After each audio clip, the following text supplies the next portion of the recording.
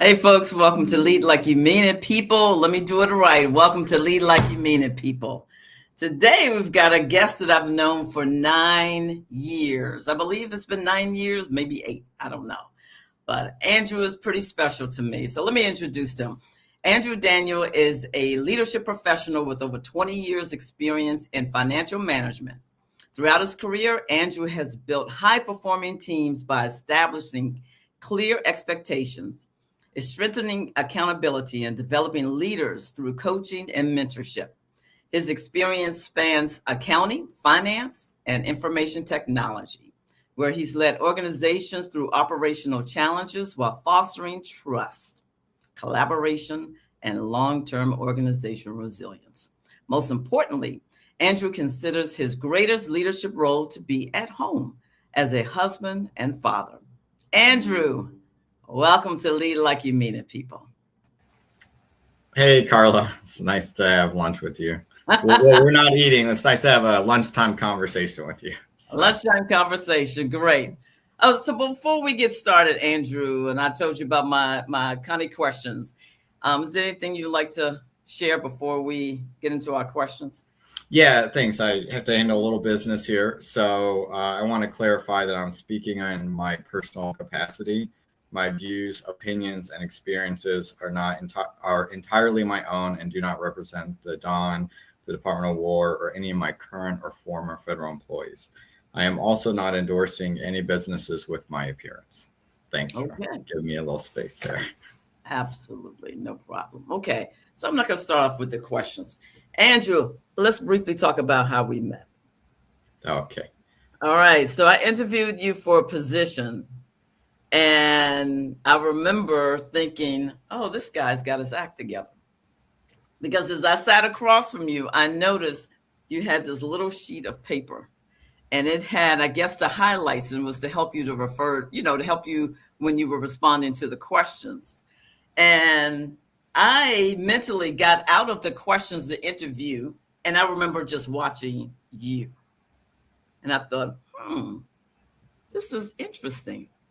And then towards the end, I can't remember what question we asked, but like I mentioned it earlier, but whatever question that was asked of you, you actually went personal. And you mentioned a doctor because one of your children had been in the hospital. Can you share with us what you learned from this doctor in regards to leadership?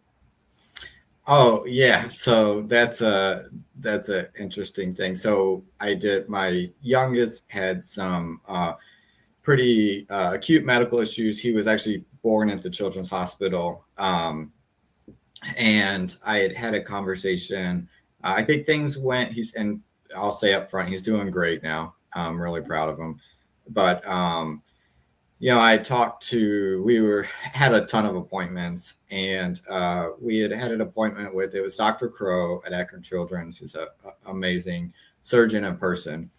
And, it's a tough conversation. And I just took a step back and I was like, man, how do you do this? Like sometimes with difficult conversations, I waffle, like it's hard for me to really be succinct and frank and honest. And so he said, well, you just say the facts and the truth, right? And then you give them space to process that, and you don't interject, opinions or feelings. You just stick with the facts and give them space. And I really learned to apply that in my job.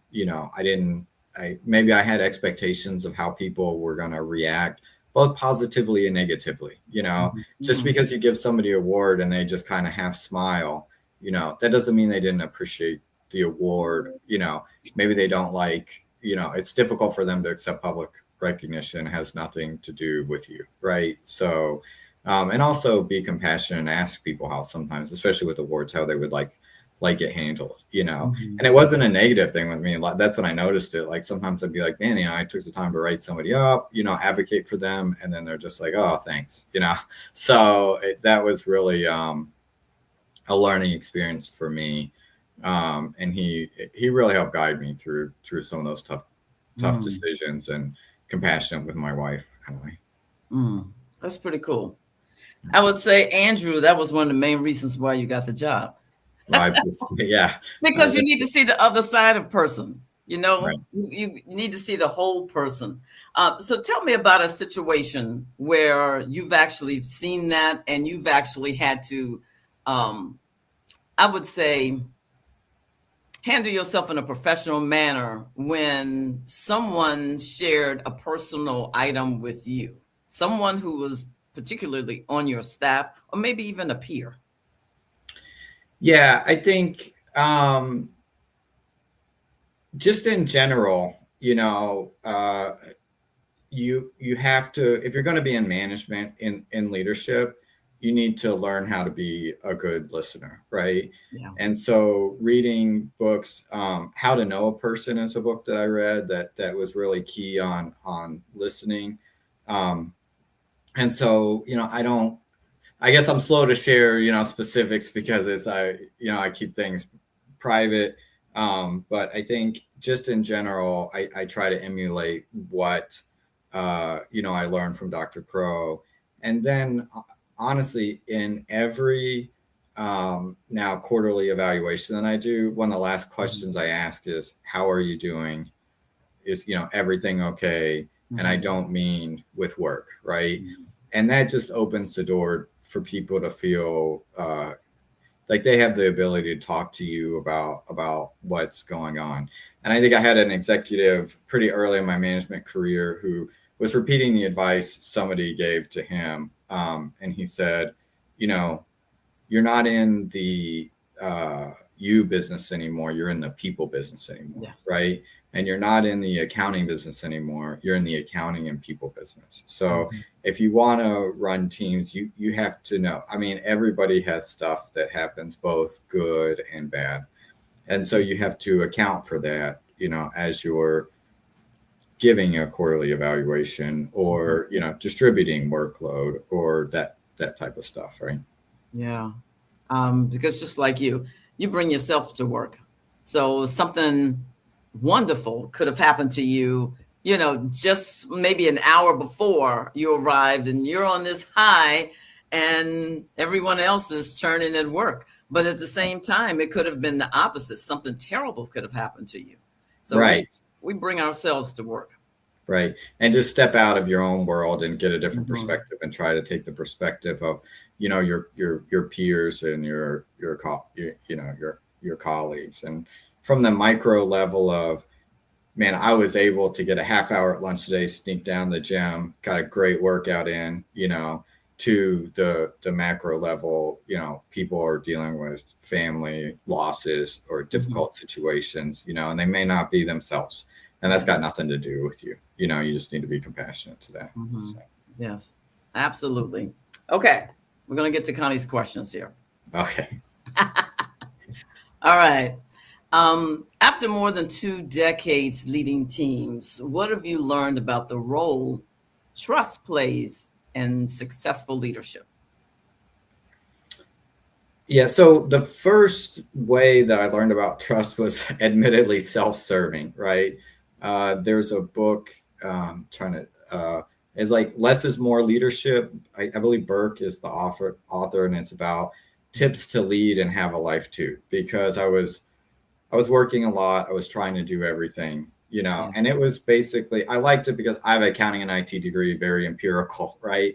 And it broke it down. It's like, the typical young first line supervisor, young in leadership, I mean, not age, but the typical, young in leadership years person has 5 or 6 people, right? Mhm. So if you have 5 people and they can do what you could do, at 80%, right? But you try to do everything, you're doing 500 widgets, right? And if you let them do their 80%, right, you may only get 400 widgets, but you can teach them what they can learn from you and you can learn from them. And in the long run, you'll get more widgets, right? Mhm. Because a lot of times, in the SME, right? The technical expert is the one who gets promoted first, right? And that stalls And he also talked about how much that stalls a lot of leadership people. And over after 20 years, I see it's true. And I almost fell into that trap, right? Of stalling a leader's progression because they wanted to be the technical expert and they're never going to get past 500 widgets, right? Yeah. Yeah. So. Yeah. I've seen that throughout my career as well. And I would say that's in private and public. And it's amazing how the person who really knows the job, the subject matter expert, they are promoted to the leadership position, but they may have zero leadership. So they get in there and they're all about, let's make sure we get, it's 1, 2, 3, 4, 5. Let's make sure we get everything on the list completed. And they never consider, well, what about the person who you're tasking this to? So that was a huge learning lesson for me, because I thought, it's all about the work. It should be about the work. That's the reason why I'm here. And then I had to shift it and learn over time. You know what? It's about the people. If you don't have the people to complete the work, you have nothing. You're supposed to take care of 5 positions yourself? No.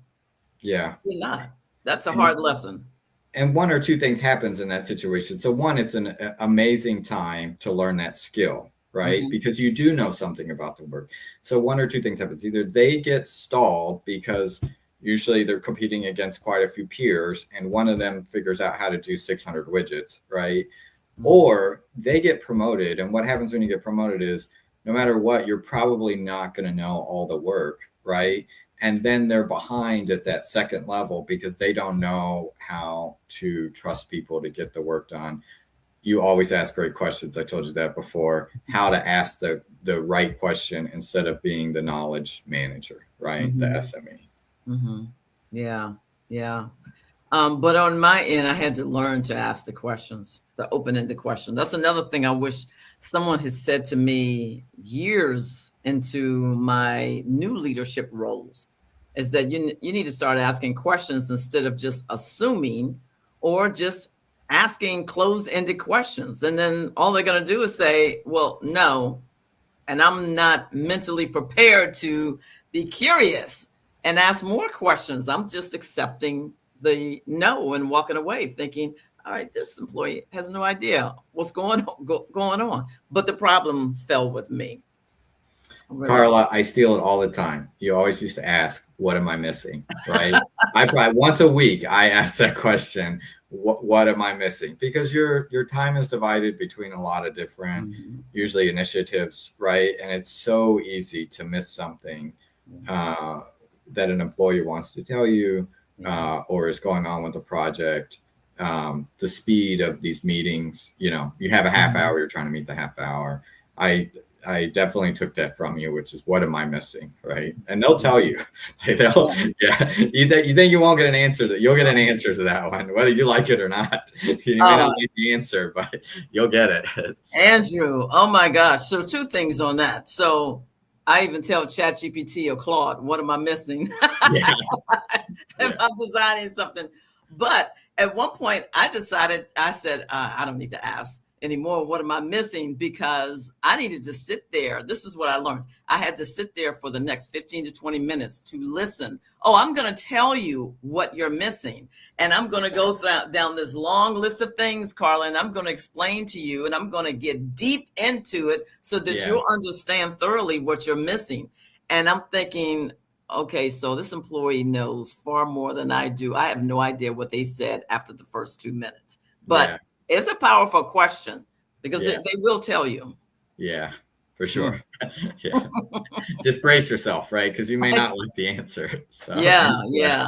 But it also empowers them. Right. Yeah. It empowers them, which is pretty fantastic. But I think with that question, I learned that, really, when you walk into leadership, you're going to have to give up your ego. But that question made me even more so. You need to sit there and listen. And I'm thinking, okay, they're beating me up, but I asked for it, and it's to help us to move forward. Right. Interesting. All right, here we go. Another kind of question here. Many people think accountability means punishment or micromanagement. How do you define healthy accountability? Yeah, so I'm going to answer that as an accountant, right? I think as a Okay. CPA, I can speak to what accountability is. And to me, accountability is just a presentation of the facts at a certain time period, right? Mhm. I mean, that's all financial statements are, is there a presentation of how your income, how your expenses are, how your assets and liabilities are at a certain period of time. And you can have footnotes that explain those, right? And so, to me, accountability from a leadership perspective is just an accurate representation of the facts at a time. And 90, I mean, I'm making up numbers here, but predominantly amount of the time, that's a positive thing, right? Mhm. If you're a business and you have a lot of income and not a lot of expenses, yeah, that's accountability, and you're making a lot of money, Yeah. right? And if your employees, um, are doing really well on a project and they tell you, here's what's going on. We're ahead of schedule, right? Try to quantify it. And you go talk to leadership, you say, hey man, my team, they're rocking and rolling, right? We're Mhm. we're ahead of it. Mhm. On the other side of it is I also consider it a bonus because you get early intervention to problems, either a problem with a project, a problem with performance of an individual or of a team, or a problem with conduct of Mhm. individual or how the team is interacting with each other, right? And it allows you to say, hey, we're just going to talk about what's going on right now, where we're at, right, and how to move forward, right? And that could be usually it's really positive because you get to represent and advocate for your team. If it's not going well, you also get to represent and advocate for your team if things aren't going as well, right? And the I think the worst thing you could do. This is what you say. What somebody would have said uh, to me as a young leader. I think trying to control the narrative is exhausting, Oh, right? yeah. And it allows you to um, just build trust with your management and your team because I'm just looking at the facts, right? Mhm. And if you go to your leadership and say, here's where we're at with the project, we're behind schedule, you don't have like a solution lined up, that's the worst thing you can do. Or if you go, everything's great and you're behind, also not acceptable, right? Mhm. But if Mhm. you go, hey, everything's going great, or we're behind, and here's some options to fix it. Here's what I know. Do you know anything else that I don't know? Which one of these courses of actions do you have questions on? If you want an opinion, I have one about what our way forward, right? Mhm. Mhm. Since we went through this together, talk to me about how you can improve a transition when it includes the, I would say the, like a better term, the higher, the organization above you, organizations that are, relatively on the same level as your organization, and then some of the sub organizations. How do you handle a project that's transitioning when you have to speak to so many different levels from a leadership perspective? Yeah, and that goes back to the narrative thing, right? Mhm. Number one, you just have to be honest in your assessment, right? Mhm. And you don't need note cards for presentations if you're giving an honest assessment, right? Absolutely. And so it takes the burden off of trying to control a narrative. That doesn't mean that you present the information the same at every level because you're going to deal with people at a higher echelon that need Yeah. summarized, succinct. You have 5 minutes to talk to me, and then I Mhm. got to go somewhere else, right? And Mhm. then you have a team that may need more detail. So that's just like be brutally transparent, right? And then you also are transparent, and it's like death to the ego. People like to think they have a lot of influence. You probably have less than you think you have. And so you have to be brutally honest about how much influence it is, right? And it's like, when you're talking to the employees, yeah, this is direction, right? There's a conversation, there's a time to talk about what direction we're going to go. Mhm. That happened. I took you guys' comments. We talked to leadership. A decision was made. I understand you may not agree with it, but the decision has been made and the time to have the conversation is over. We need to move out. And back to the Dr. Crow thing, that's when you got to step back. Don't take it personally. They're going to reiterate their opinion usually, and then you have to listen to it, give them space to process what you're talking about. And this is other thing I learned too. I have to make sure I processed it before I go talk to my staff, because I don't want to process it in front of them. Right. Yes. Yes, absolutely. Because I've been in that situation where it's from one meeting to the next, and you've heard or at least for me, I've heard the direction. Yeah. And let's say the meeting was at 1:00, 1 to 1:30. Hey, this is the direction we're going. And, I sat there and I was like, oh, this is major. This is not just, hey, let's flip the page and let's do something, one particular task. It was major. And then my next meeting, I had to meet with my staff. And to have that clear mind is so important. But it also, it takes time to be able to shift to say, you know what?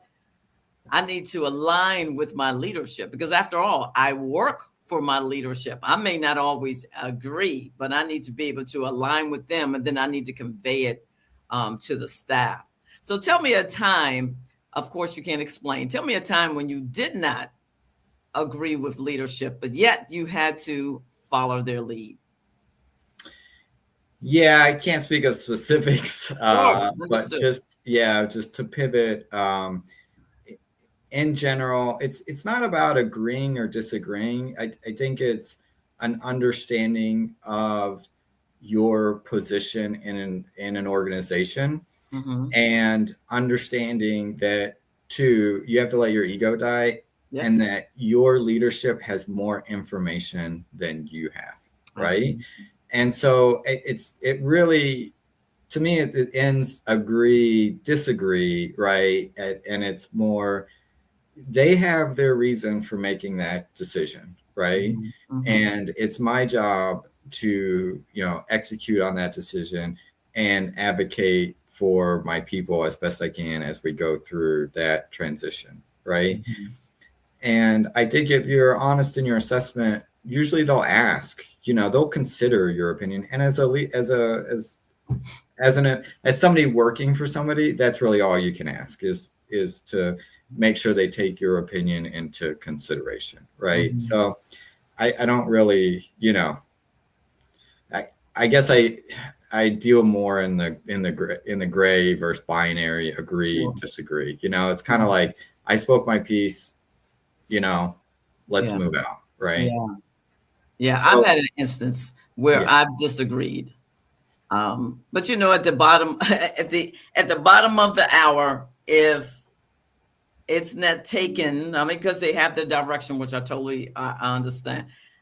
This was another learning session that I had to go through. You can disagree in private, because I had no problem. I felt free to disagree in private.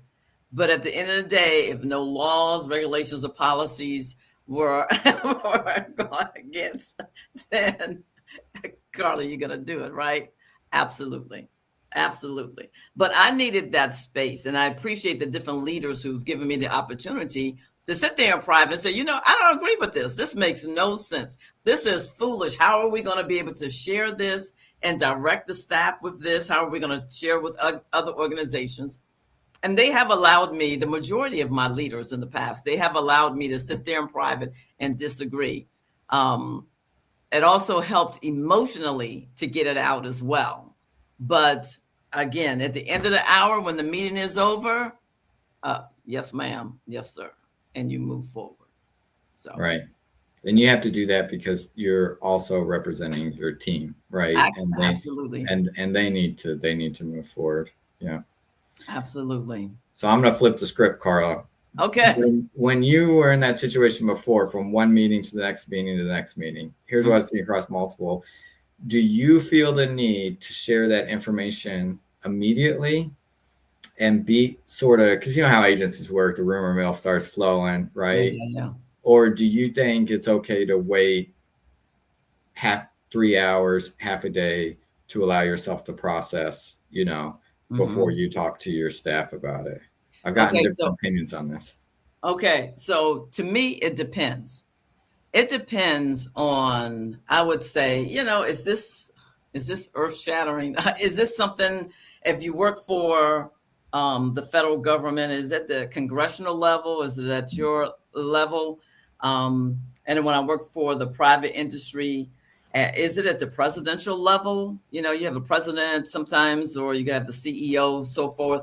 It is at their level, or is it something simply at our level, that there's a structural change, or if there's just let's say a policy change that will affect us. If it's something that's strictly at my level, I can give them a heads up, say, hey, this is what's going to happen. We're going to talk a little bit more when we have our staff meeting. So I'm just going to give you a heads up, and I appreciate if you're not asking any questions. But I don't want to keep you all in the dark, but we'll talk more at our meeting. If it's at a higher level, then I need to wait. I mean, if something's going to happen tomorrow, that's different. But I need to wait because I need to gather my thoughts. The same thing I told you, I was emotional with, I don't agree with this. Yeah. But I am going to fall in line because I work for someone else. So I need to gather myself together. It all depends, again, on the level. Right. Thank you. I needed that. Hey, Andrew. Wait a minute. How did we get flipped the script? Thank you for that. That was good for me. So I want to ask you a question. Talk to me, because you did say your favorite leadership happens to be within your household with your wife and with your two sons. Talk to me about leadership as it pertains to them.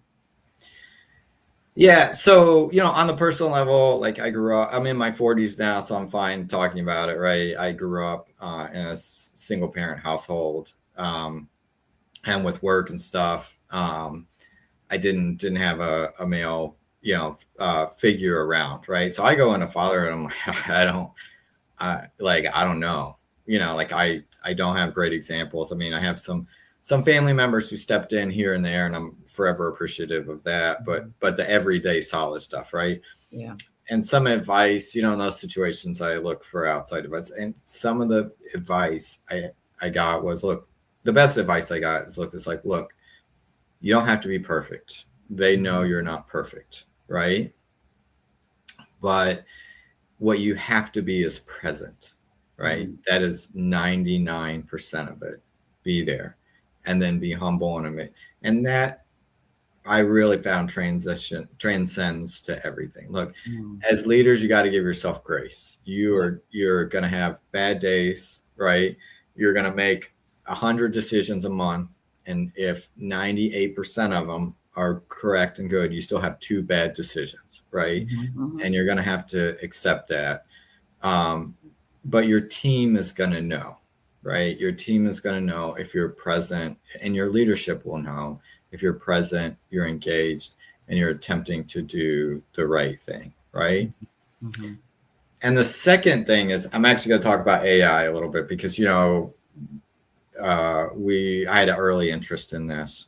It's kind of blown up. But what I've noticed with some younger leaders is you talk about your voice, right? Yeah.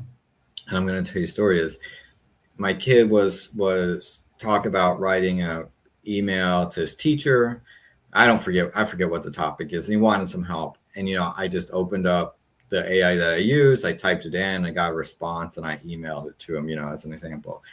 And he knew right away, you didn't write this. This isn't you, And so what I've learned is you want to have an authentic voice, right? Mm-hmm. Because that's what they're going to hear. As I got a 15-year-old, right? We're talking about driving, the stomach churns just thinking about it. You want them to hear your voice in their head when they're about to make a wrong decision, right? Mm-hmm. So establishing that voice at home is very important. And I mean, I messed up last week, right? I mean, I can go with the situation, but like I made a bad decision as far as my kid. I mean, nothing horrible, but it's like I could have handled that better, Yeah. And so I talked to my kid about it, and he got an authentic voice, right? And I think, I probably struggled with that earlier in my career, where I said what I thought was the right thing to say instead of establishing my voice. And it was very clear to me when I talked to my son. It's like, about that email, it's like, oh, they know if you're being, even at 12, right? They know if you're being authentic with them, Mm. and they know if it's your voice, right? So I think that I've thought about that too a lot. Um, so, don't not have the tough conversation because it may not be the perfect conversation, right? Mhm. You Mhm. have to have that rough draft of the paper. You have to work through things to establish your voice both at home, and then I've transitioned to work. So I think about this constantly. You got me going on this one because I think about it constantly. And the other thing is just a holistic approach, right? I mean, quantitatively, you have 24 hours, you sleep 8 hours, you have 10 hours of really good concentration a day. You have to have the difficult conversations, at home, and say I need to concentrate on work, Mhm. and at work, concentrate on home, and you'll learn a lot through that process. And I tell you, one of the reasons that I took the job, you talk about why I got the job offer. One of the reasons I took the job is because I told you I want to coach basketball, rec league basketball for my kids.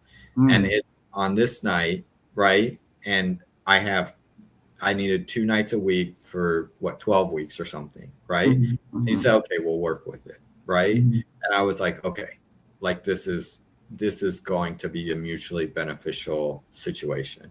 And I Mhm. used that to recruit people because I said, hey, Oh. you know, hey, I already had a conversation with her. She's on board with, you know, how you want to live your life. And I was, able to get super high performers to think about, a different position because of that. So, Mhm. Mm. yeah. I mean, that's fantastic. So let me backtrack a little bit. Did you say your son said this is not your voice? Yeah, he called me out. He said, "You use AI to That's write this. This is not you." He knew automatically. wow. This is not you, right? Okay. So, from a technical perspective, I learned that I need to write the rough draft, and then I need to have check my grammar, check my spelling, check my tone. Is Mhm. this appropriate, right? Mhm. Versus, hey, I need an email to a teacher about you know, a homework assignment that I forgot to turn in or something, right? Mhm. So on the technical perspective, it's how you interact with the AI.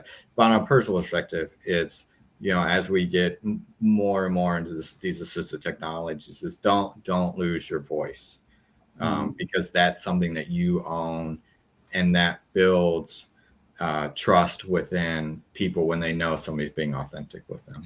Okay, but what's fantastic is that your son knows your voice. So when you mention someone shared with you about being a father, is just, be present. Your Yeah. son knew you well enough and feel comfortable, to say, "Hey, Dad, this is not your voice." That's pretty fantastic. He wasn't just comfortable; he relished it because I told him, "Don't you say?" Oh, he loved it. So that's so disrespectful. I can't believe you would do that. He gave it to me and he loved it. I'm like, well, I guess you gotta death to ego. Like if you dish it out, you got to be able to take it, right? So yeah, that was Hey, your a son moment. knows you well. That's pretty cool. Yeah. There's your presence with your son. That's pretty cool. So tell me, other than um, about your voice, what is one thing? Because right now we've got about 1 minute or so left. What is one thing you want to leave with? Let's say emerging leaders. The AI thing is why. Let me think about that for a second. Yeah. I'm just gonna foot stomp. If you're just coming up, establish your voice. Be authentic. There's a lot of it's different now to have voice. It's I don't think social media is healthy. I think that's starting to and if you use the tool appropriately, it's good, right? But Mhm. I think that, you don't need to be an influencer at work, right? You don't need to be a celebrity at work. And you certainly don't need to be inflammatory or like make everything seem like a big deal, right? In fact, quite the opposite. Quite the opposite. It's you need to be steady, calm, composed, and be able to deal with problems in a professional manner, right? And I think for emerging people, it's be authentic, use the tools appropriately, right? But be comfortable with your voice. And the other thing is get don't be afraid to invest in yourself, right? And so, um, I had a 360 review one time, and one thing that somebody told me was don't look past. I was like a 13, and I'd been first line, second line, or staff, first line, second line, 13. I was ready for that next job, right? Mm-hmm. And it's don't look past your current job, and that was amazing advice for me. And it really helped me. But that came from it was something that my employer graciously invested in us, right? But don't be afraid to invest in yourself, and be open to what you learn about your communication style. That's not losing your voice. That's just learning how to appropriately communicate and be authentic, right? That's a skill. It's not something that is innately born, right? So very few people have it, but mostly you have to learn that skill to be authentic, appropriate, calm, and compassionate. All right. All right, Mr. Daniell, thank you so much. Hey, I'll let you get back because you said you were on your lunch hour, but thank you so very much.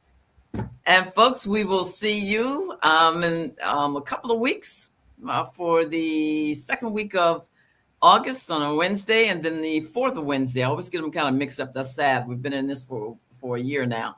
But the second week of August and then the fourth week of August, we'll see you with Lead Like You Mean It People. 2 additional segments here. Thank you again, Andrew. It's been a pleasure. Thanks, Carla. It's good seeing you again. It's been a pleasure. All right, folks, we're out of here. We'll see you in a couple of weeks.